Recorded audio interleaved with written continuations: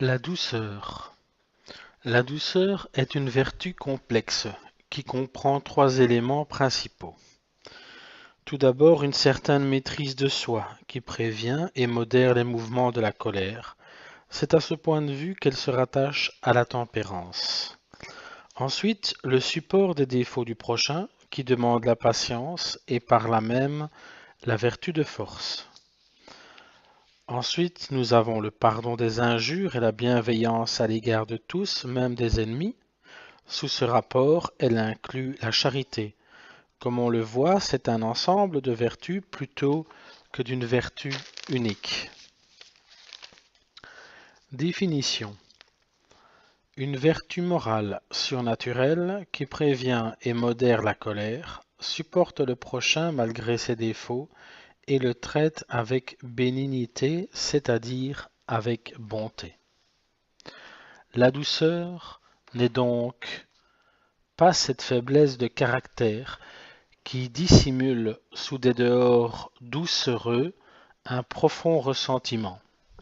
C'est une vertu intérieure qui réside à la fois dans la volonté et dans la sensibilité pour y faire régner le calme et la paix, mais qui se manifeste au dehors, dans les paroles et dans les gestes, par des manières affables. Saint Jérôme l'a décrit fort bien dans son commentaire sur les Galates, verset 22. La bénignité, dit saint Jérôme, est une vertu suave, aimable, tranquille, au parler doux, aux mœurs affables, ça veut dire aimable, accueillant, alliage heureux de toutes les bonnes qualités. La bonté en est assez voisine, car elle aussi cherche à faire plaisir, mais elle s'en distingue en ceci qu'elle est moins avenante, c'est-à-dire aimable, et d'aspect plus sévère, qu'elle est prompte à faire du bien et à rendre service, mais sans cette aménité, c'est-à-dire gentillesse, cette suavité qui gagne les cœurs. Elle se pratique à l'égard du prochain, mais aussi envers soi-même, comme aussi envers les êtres animés ou inanimés. Parlons un peu de son excellence. Le grand avantage de la douceur est de faire régner la paix dans l'âme, paix avec Dieu, avec le prochain, avec soi-même. Premièrement, avec Dieu, parce qu'elle nous fait accepter tous les événements, même les plus fâcheux, avec calme et sérénité, comme des moyens de progresser dans les vertus, et surtout dans l'amour de Dieu. Nous savons en effet, dit saint Paul, que toute chose concourt au bien de ceux qui aiment Dieu. Romains 8, 28. Deuxièmement, avec le prochain, car en prévenant et réprimant les mouvements de colère, elle nous fait supporter les défauts du prochain et nous permet de maintenir avec lui de bons rapports, ou du moins de ne pas être troublés intérieurement si d'autres s'irritent contre nous. Troisièmement, à l'égard de soi-même. Quand on a commis une faute ou une bévure, c'est-à-dire une maladresse, on ne s'impatiente ni ne s'irrite, mais on se reprend avec tranquillité, avec compassion, sans s'étonner de ses fautes, en profitant de l'expérience acquise pour être plus vigilant. Ainsi on évite le défaut de ceux qui, s'étant mis en colère, se courroucent de s'être courroucés, entrent en chagrin et de s'être chagrinés, et en dépit de s'être dépités. Ainsi on conserve la paix, qui est l'un des biens les plus précieux. En conclusion, tout d'abord, elle discipline, assouplisse et perfectionne toutes nos facultés en les soumettant à l'empire de la raison et de la volonté. Ainsi se rétablit peu à peu dans notre âme l'ordre primitif, la soumission du corps à l'âme, des facultés intérieures à la volonté. Ensuite, elles font encore plus. Non seulement elles suppriment les obstacles à l'union divine, mais déjà elles commencent cette union. Car la prudence que nous acquérons est déjà une participation à la sagesse de Dieu, notre justice une participation à sa justice, Notre force vient de Dieu et nous unit à lui. Notre tempérance nous fait participer au bel équilibre, à l'harmonie qui existe en lui. Quand nous obéissons à nos supérieurs, c'est à lui que nous obéissons. La chasteté n'est qu'un moyen de nous rapprocher de sa pureté parfaite. L'humilité ne fait le vide dans notre âme que pour la remplir de Dieu. Et notre douceur n'est qu'une participation à la douceur même de Dieu. Ainsi préparée par les vertus morales, cette union avec Dieu va se perfectionner par les vertus théologales qui ont Dieu lui-même pour objet.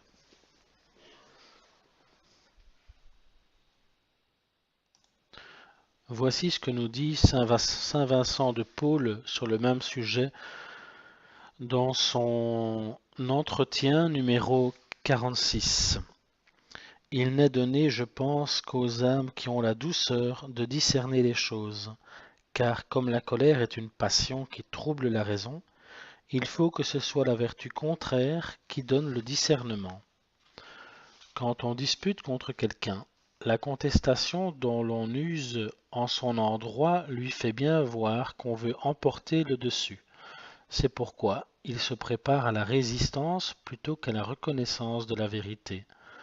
De sorte que, par ce débat, au lieu de faire quelque ouverture à son esprit, on ferme ordinairement la porte de son cœur. Comme au contraire, la douceur et l'affabilité la lui ouvrent.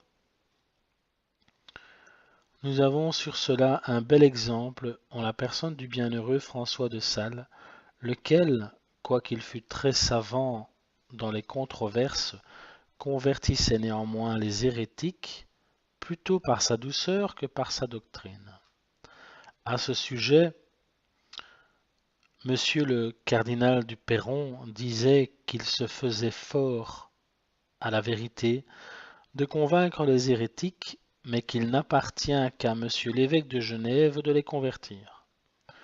Souvenez-vous bien, messieurs, des paroles de saint Paul à ce grand missionnaire, saint Timothée, qu'il ne fallait point qu'un serviteur de Jésus-Christ usât de contestation ou de disputes, et je puis bien vous dire que je n'ai jamais vu, ni su, qu'aucun hérétique ait été converti par la force de la dispute, ni par la subtilité des arguments, mais bien par la douceur, tant il est vrai que cette vertu a de force pour gagner les hommes à Dieu.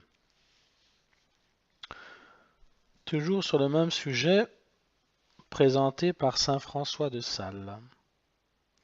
Le Seigneur dit, « Apprenez de moi que je suis doux et humble de cœur. » L'humilité nous perfectionne envers Dieu et la douceur envers le prochain.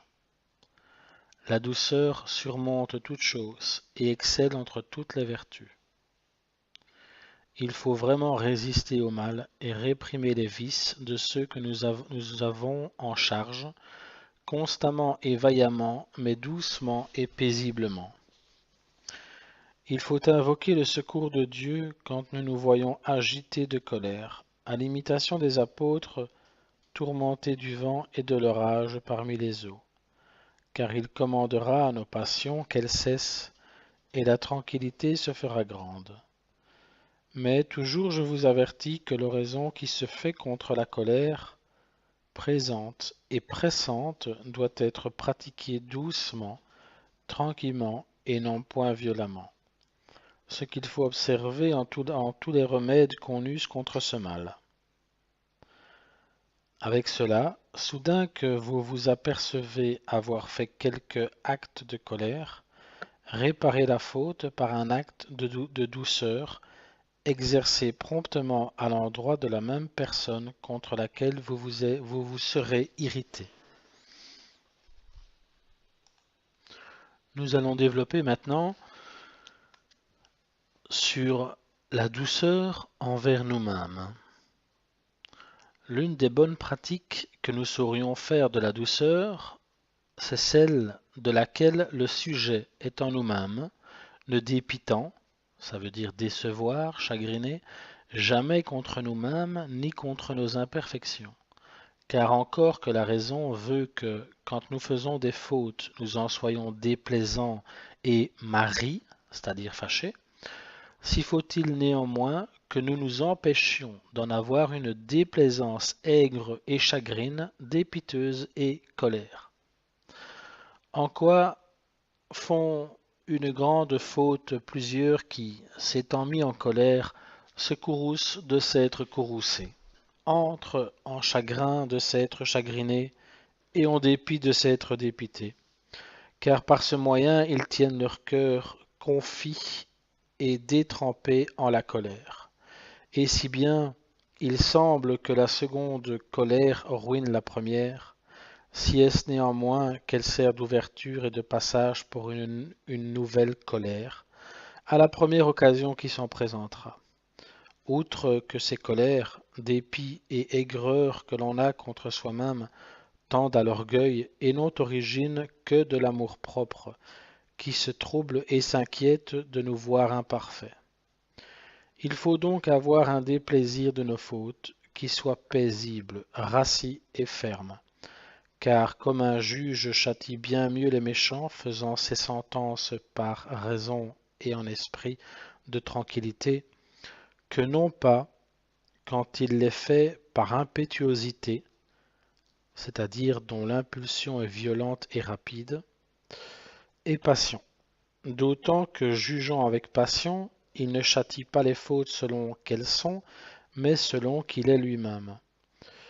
Ainsi nous nous châtions bien mieux nous-mêmes par des repentances tranquilles et constantes, que non pas par des repentances aigres, empressées et colères, d'autant que ces repentances faites avec impétuosité ne se font pas selon la gravité de nos fautes, mais selon nos inclinations.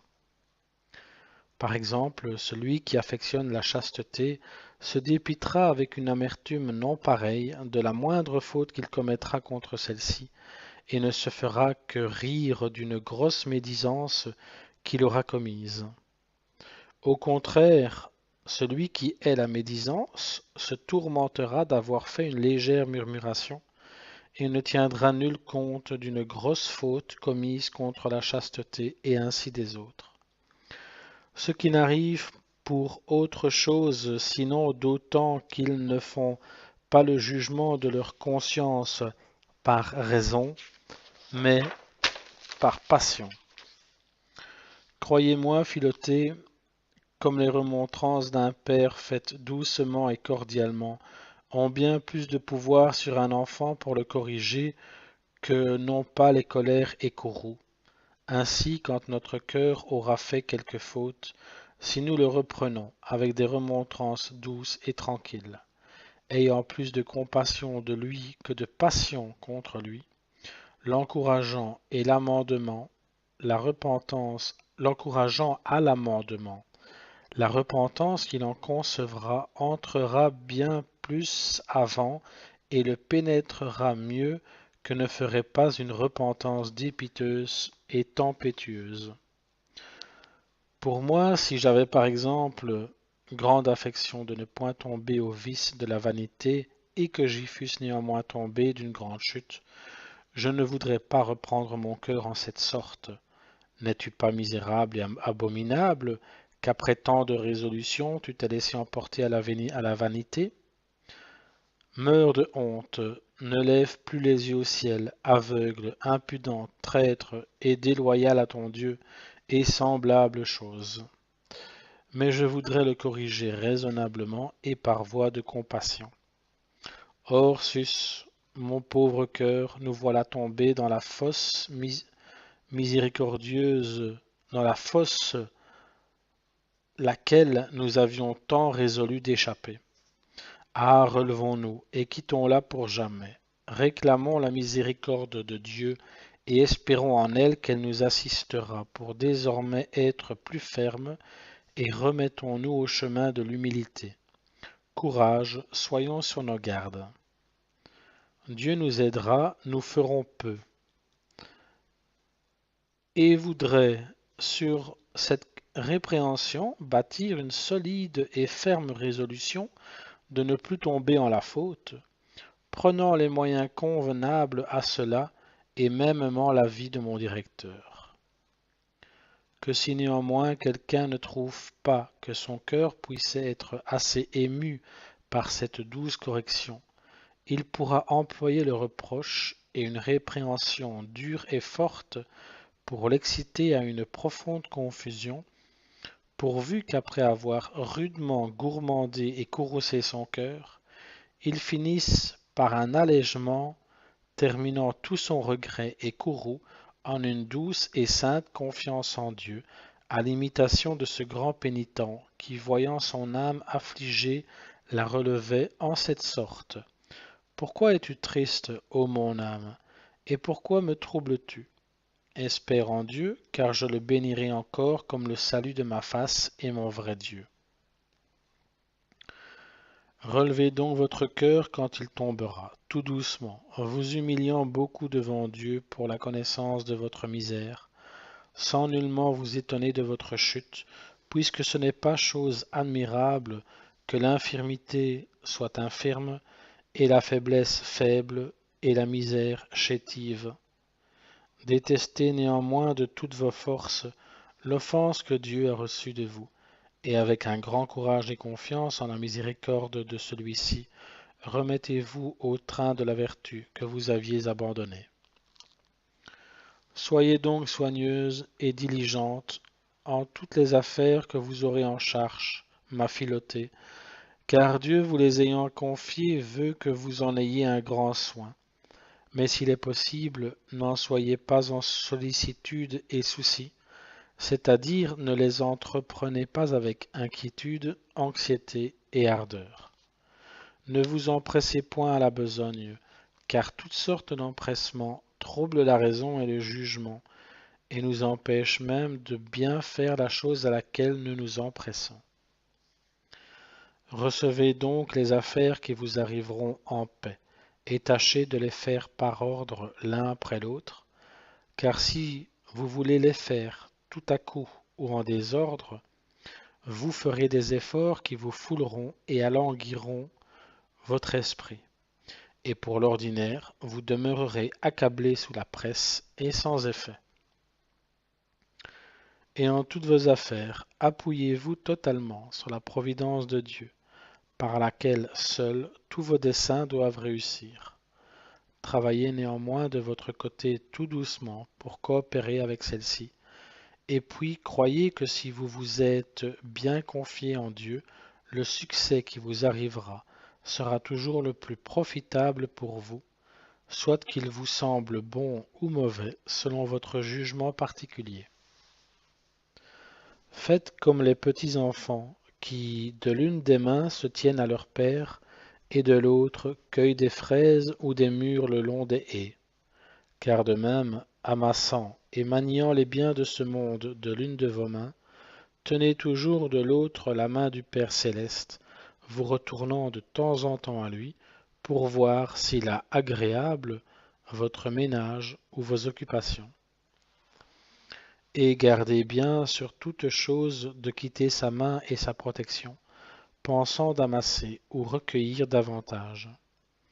Car s'il vous abandonne, vous ne ferez point de pas sans donner du nez en terre.